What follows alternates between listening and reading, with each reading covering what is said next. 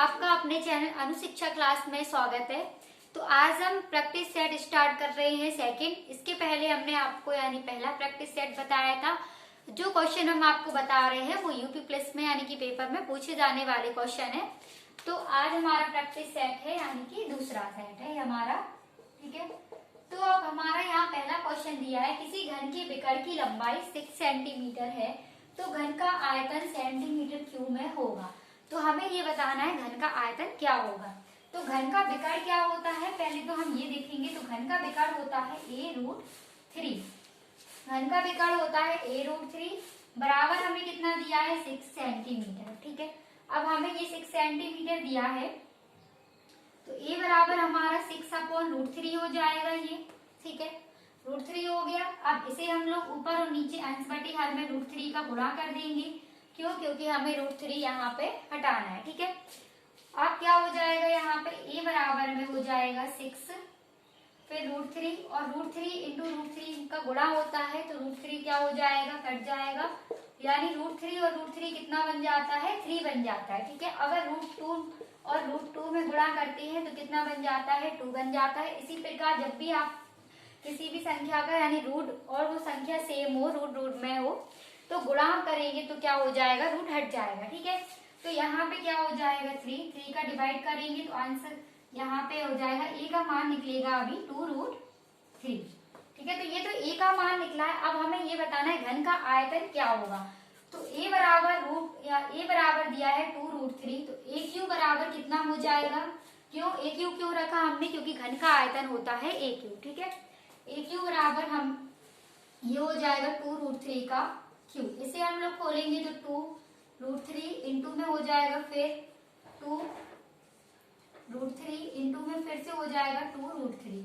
तो अब √3 और √3 क्या बन जाएंगे मिलके 3 बन जाएगा और 2 और 2 कितना गुणा हो जाएगा 4 हो जाएगा। तो ये तो हो गया 4 3 12। अब हमारे पास 2√3 बचा था तो यहाँ पे हो गया 2 और √3 इसका गुणा हो जाएगा तो कितना हो जाएगा 12 दूनी 24 फिर 24√3। आंसर कितना हो जाएगा हमारा 24√3। इस क्वेश्चन का आंसर क्या हो जाएगा 24√3। तो हमने क्या समझाया है, यहाँ पे a³ का मान हमने रखा है 2√3, इसका हमने गुणा कर दिया है तो यहाँ पे 3 बार गुणा हो गया है 2√3 इंटू 2√3 इंटू 2√3, ठीक है। √3 में गुणा करा तो 3 आ गया। फिर से दिया था 2√3 और 2 का गुणा किया तो 4 फिर 4 का गुणा किया इसमें 2 में तो 8 हो गया। अब यहाँ पे हमने क्या कर दिया है √3 और 3 मिल गया था बल्कि 8 3 है या 24 और √3 हमारे पास एक बार और था तो ये आंसर आ गया 24√3। तो ये तो हमारा पहला क्वेश्चन था। अब हम कर रहे हैं इसका दूसरा क्वेश्चन दिया है हमारा इस टाइप से कि 4000 रुपए पर 5% वार्षिक ब्याज की दर से 2 वर्षों के चक्रवृद्धि ब्याज तथा साधारण ब्याज में कितना अंतर होगा। तब अब इस वाले क्वेश्चन को हम कैसे करेंगे, जब भी आपको इस टाइप से क्वेश्चन पूछा जाए तो आप क्या करेंगे, इस क्वेश्चन के लिए ट्रिक से हल करेंगे। इस क्वेश्चन को ट्रिक से क्या होता है, इस क्वेश्चन को अगर हम ट्रिक से करेंगे तो क्या हो जाएगा, क्वेश्चन जल्दी हो जाएगा। तो इसके लिए ट्रिक होती है, जब भी आपको चक्रवृद्धि ब्याज और साधारण ब्याज में अंतर पूछे तो क्या करना होता है यहाँ पे कि PR/100 में होता है 100 का स्क्वायर, ठीक है। तो ये आपको करना है अंतर पूछे, जब साधारण ब्याज और चक्रवृद्धि ब्याज में अंतर पूछे तो आपको ये क्या लगाना है, फॉर्मूला P इंटू फिर R/100 का होल स्क्वायर, ठीक है। अब होल स्क्वायर हमने क्यों रखा, क्योंकि 2 वर्ष दिया है तो 2 वर्ष रख दिया। P का मान हमारे पास कितना है 4000 है, ठीक है। और गुणे में R का मान कितना है 5%, स्क्वायर करेंगे 25। यहाँ पे कितनी बार 0 हो जाएंगे 4 बार। क्यों? क्योंकि 100 का गुणा कर रहे 2 बार तो 4 0 हो जाएंगे। 3 0 से 3 0 कट गए, 5 दूनी 10 पचम 25, ठीक है। अब 2 दूनी 4 तो आंसर हमारा कितना आ गया 10। तो आंसर में हमारा कितना हो जाएगा, साधारण ब्याज में कितना अंतर होगा 10 का, ठीक है। तो ये तो हमारा इस क्वेश्चन का आंसर आ गया। अब हम कर रहे हैं तीसरा क्वेश्चन।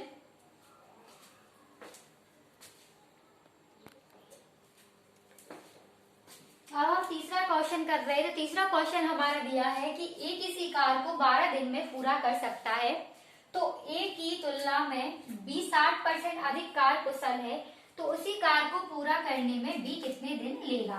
तो हमें बी का काम बताना है कि बी कितने दिन में लेगा। तो क्या करना है, यहाँ पे ए और बी लिखेंगे हम, ए और बी के मान। तो क्या है, बी ए की तुलना में बी 60% अधिक, तो ए की तुलना में जो है वो बी कितने पर कर रहा है, 60% अधिक कर रहा है, तो 160 हो जाएगा और ये हमारा कितना हो जाएगा, 100 हो जाएगा। ठीक है, तो अब हम 0 से 0 काट देंगे, 2 अट्ठे 16 और 2 पंचे हो गया 10, ये हो गया।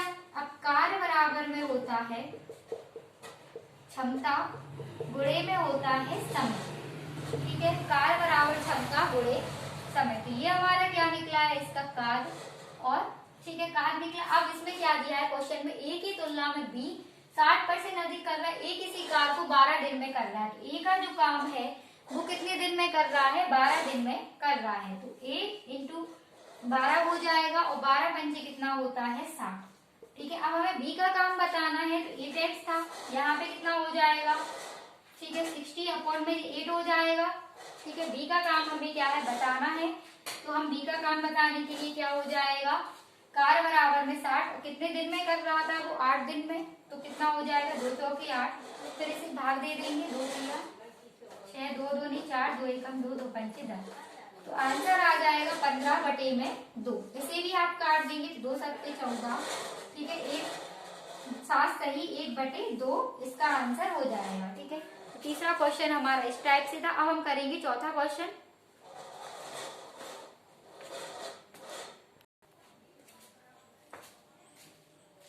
अब हमारा चौथा क्वेश्चन इस टाइप से दिया है कि एक दुकानदार चीनी को इस प्रकार से बेचता है ताकि 950 ग्राम चीनी का विक्रय मूल्य 1 किलोग्राम चीनी के क्रय मूल्य के बराबर हो, उसका लाभ प्रतिशत कितना है। तो इसमें हमें ये बताना है कि उसका लाभ प्रतिशत कितना है।